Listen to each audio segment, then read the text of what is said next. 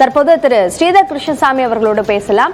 வணக்கம் சார். இப்போ ஈரான் அதிபர் ரைசியோட உயிரிழப்பு அப்படின்றது அந்த நாட்டிற்குள்ள என்ன மாதிரியான ஒரு தாக்கத்தை ஏற்படுத்தியிருக்கு? இப்போ இருக்கக்கூடிய சர்வதேச சூழல்ல அங்க இருக்க மக்களுக்கு இந்த தலைவரோட இழப்பு என்ன மாதிரியான பாதிப்பை ஏற்படுத்தியிருக்கும்? அதாவது இப்ப நீங்க பாத்தீங்கன்னா மொத்த அட்டென்ஷனுமே ஈரானுக்குள்ளதான். ஏன்னா இப்போ வந்து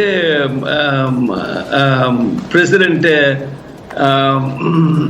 ரைசி காலமானது காரணமாக இப்போ ஒரு ஆக்டிங் பிரசிடென்ட் முகமது ஹோக்பர் அப்படின்னு ஒருத்தரை நியமிச்சிருக்காங்க. அவருக்கு 50 நாள் இருக்கு புது எலெக்ஷன்ஸ் நடத்த. இதுல யார் பங்கு இடுவாங்கன்றது முதல் இன்ட்ரெஸ்ட் எல்லாருக்கும். இது அநேகமா இதுல வந்து மொத்த இன்ட்ரெஸ்ட் வந்து டொமஸ்டிக் இஷ்யூல தான் இருக்கும்னு எல்லாருமே ஒப்பீனியன் பண்றாங்க. அதனால இப்போதைக்கு வந்து இதெல்லாம் வந்து ஈரானிய மக்களுக்கு இது ஒரு பெரிய அதிர்ச்சி தான். ஏன்னா வந்து ஸ்பிரிச்சுவல் லீடர் அலி கமேனிக்கு அடுத்ததாக தான் ரைசி இருந்தாரு. சில பேர் என்ன சொன்னாங்கன்னா அடுத்த ஸ்பிரிச்சுவல் லீடர் ரைசியே ஆனாலும் ஆகலாம் அப்படின்னு ஒரு எண்ணம் இருந்தது. இப்ப அதெல்லாம் பார்க்க இன்னும் ஒரு 50 நாள்ல வந்து அடுத்த எலெக்ஷன்ல யாரெல்லாம் போட்டியிட போறாங்க. இப்போ வந்து இப்போ ஆக்டிங் பிரசிடென்ட் முகமது மொக்பர் அவர் கண்டிப்பாக ஒரு கேண்டிடேட்டா இருப்பார் என்று எதிர்பார்க்கப்படுகிறது. அவருக்கு எதிர்க்க யார் இருப்பாங்க, அந்த ஆப்போசிஷன் வந்து எவ்வளவு ஸ்ட்ராங்கா இருக்கும்ன்றதான் இப்ப பார்க்கணும். இப்போ ஈரான்ல பொறுத்த வரைக்கும் அங்க அரசியல் சூழல் எப்படி இருக்கும்? அதாவது இப்போ அதிபர் உயிரிழந்துட்டார், இதற்கு அடுத்த நிலைக்கு வரக்கூடியவர் என்ற எதிர்பார்ப்புகள் குறிப்பிட்ட சிலர் மேல இருந்ததா, அல்லது யாருன்னே இல்ல தெரியாத அப்படின்ற ஒரு சிச்சுவேஷன் தான் அங்க இருக்கா? இப்ப நீங்க பாத்தீங்கன்னா இது மாதிரி சந்தர்ப்பம் வரும்னு யாருமே எதிர்பார்த்திருக்க மாட்டாங்க. அதனால இப்ப இருக்க ஸ்ட்ராங் ஹோல்டு யாருன்னு கேட்டனாக்கா ஆக்டிங் பிரசிடென்ட் தான். அதுவும் வந்து ஃபர்ஸ்ட் ஆக்டிங் பிரசிடென்ட். அவருக்கு 50 நாள் இருக்கு, அவரே ஒரு கேண்டிடேட்டா இருப்பாருன்னு தான் எல்லாரும் எதிர்பார்க்கிறாங்க. அவர் ஒரு ஸ்ட்ராங் கேண்டிடேட். அவரும் வந்து அந்த spiritual leader Ali Khamenei, Ayatollah Ali Khamenei, அவரும் ஹேண்ட் பிக்ட் பர்சன் தான். அதனால இதுல வந்து இன்னும் ஜாஸ்தியா இன்டர்னலா வந்து கலவரம் இருக்கும்ன்றது யாரும் எதிர்பார்க்கல. இப்போ இஸ்ரேலுக்கு எதிரான ஒரு ஸ்ட்ராங்கான ஸ்டாண்ட் அவர் எடுத்திருந்தார். இப்போ இவரோட உயிரிழப்பு அப்படின்றது இப்போ இஸ்ரேல் ஹமாஸ் இடையான அந்த போர்ல தாக்கத்தை ஏற்படுத்துமா? ஈரான் என்னைக்குமே இஸ்ரேலுக்கு அகேன்ஸ்டா தான் இருப்பாங்க. அதனால அதுல எதுவும்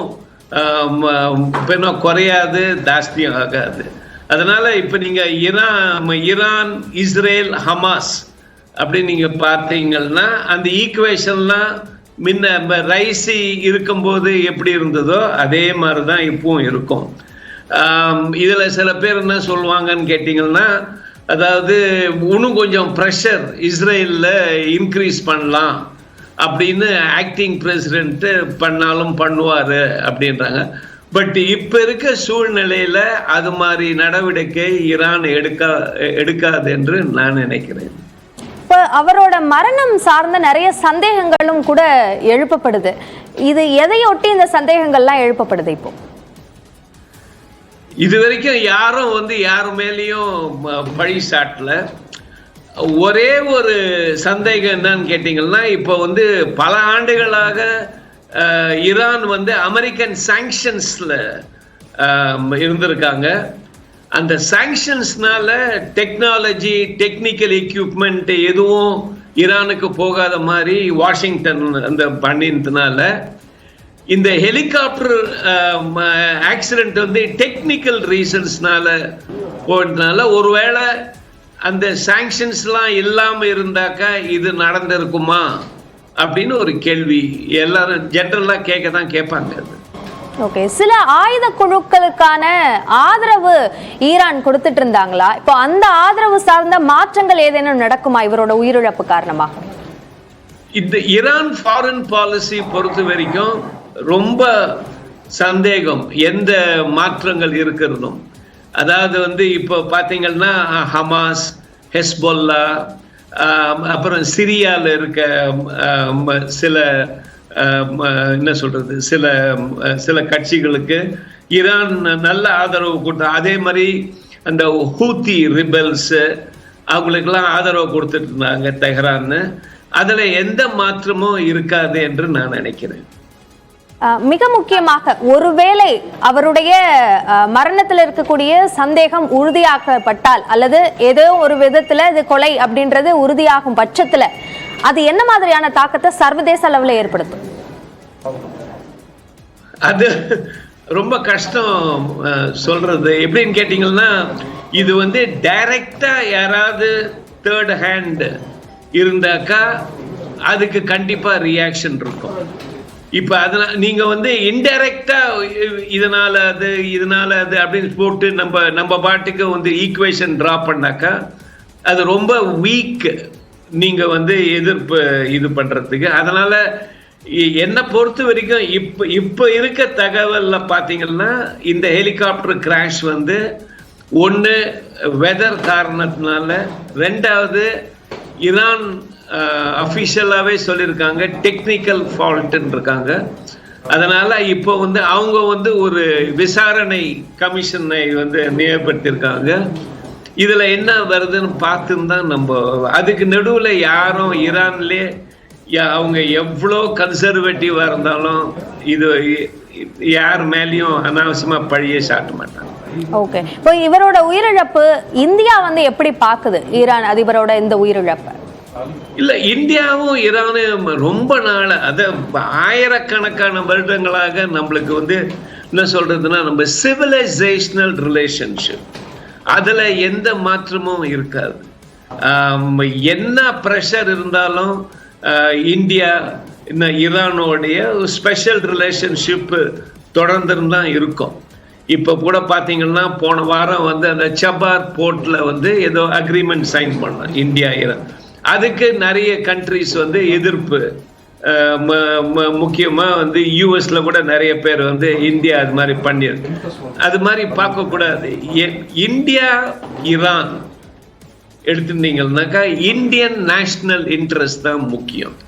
இந்தியன் நேஷனல் இன்ட்ரெஸ்ட் என்னன்னு கேட்டீங்கன்னா, நம்மளுக்கு we have very good relationship with Iran and it will continue, it should continue.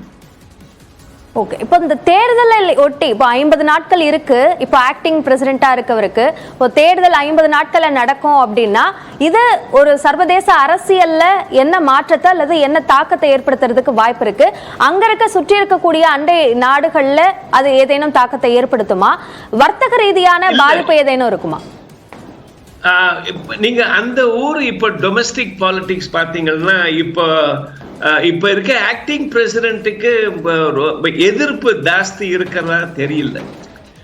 Opposition இப்ப இது எல்லாருக்குமே இது வந்து ஒரு அதிர்ச்சி. ரூலிங் பார்ட்டிக்கு, ரூலிங் எலீட்ஸுக்கும் இது ஒரு அதிர்ச்சி, ரைசியோடைய மரணம். ஆப்போசிஷன் இருக்கவங்களுக்கும் இது ஒரு அதிர்ச்சி. ஏன்னா அவங்களுக்கு 50 நாள் தான் இருக்கு. அதுக்குள்ள அவங்க ஒரு ஸ்ட்ராங் கேண்டிடேட்டை போடுவாங்களா அப்படின்னு ஒரு பெரிய கேள்விக்குறி. இதெல்லாம் நடக்கிறது கஷ்டம். ஒரு 6 மாசம் 1 வருஷம் இது இப்ப டைம் இருந்தாக்கா ஏதாவது கொஞ்சம் மொபிலைஸ் பண்ணுவாங்க ஆப்போசிஷன். இப்போ அவங்களுக்கு டைமும் கிடையாது, கேண்டிடேட்டும் சரியா கிடையாது. அதனால இது வந்து இந்த டொமஸ்டிக் பாலிடிக்ஸ்ல இது பெரிய அதிர்ச்சி தான் அவர் காலமானது. ஆனா இதுல இந்த டொமஸ்டிக் கன்வல்ஷன்ஸ்ன்னு சொல்லுவோம் நம்ம, அதெல்லாம் ஜாஸ்தி இருக்க மாதிரி எனக்கு தெரியல. இன்னொரு சர்வதேச அளவிலான முக்கியமான ஒரு நிகழ்வும் நடந்திருக்கு. சர்வதேச நீதிமன்றத்துல இஸ்ரேல் பிரதமர் பெஞ்சமின் நெத்தன்யாஹூ அவரையும் அதே மாதிரி ஹமாஸ் தலைவர்கள் 3 பேரையும் கைது செய்யறதுக்கான அரெஸ்ட் வாரண்ட்டை கோரி இருக்கிறார் சீஃப் ப்ராசிக்யூட்டர். இது ஒருவேளை அரெஸ்ட் வாரண்ட் இஷ்யூ பண்ணணும் அப்படின்னா என்னென்ன விஷயங்களை பார்ப்பாங்க? அதுக்கு வாய்ப்பு இருக்கா அரெஸ்ட் வாரண்ட்டை இஷ்யூ பண்றதுக்கு சர்வதேச நீதிமன்றம்? இஷ்யூ பண்றதுக்கு வாய்ப்பு இருக்கு. அதை கேரி அவுட் பண்றதுக்கு இது பலம் இருக்கான்னு பார்க்கணும்.